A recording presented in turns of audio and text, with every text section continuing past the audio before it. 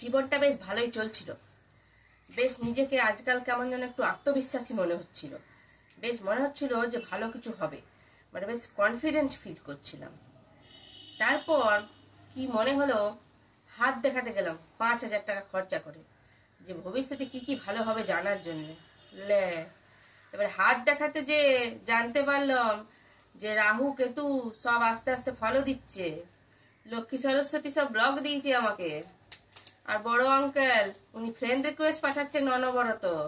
লে আত্মবিশ্বাস সব গেল জলে। এরপর চারদিকে শুধু ভয়ই দেখতে পাচ্ছি, শুধু ভয়ই খাচ্ছি, সব খারাপই দেখতে পাচ্ছি। মানে মানুষ বলে নাই যে সুখে থাকতে ভূতে কিলানো, ওই আমার হয়েছে ওই দশা। বেশ সুখে ছিলাম, বেশ আত্মবিশ্বাসটা হচ্ছিল, দিয়ে আমাকে ভূতে কিলালো। ওই জন্য আমি হাত দেখাতে গেলাম, তা আবার 5,000 টাকা খরচা করে। ভাবা যায়? হ্যাঁ।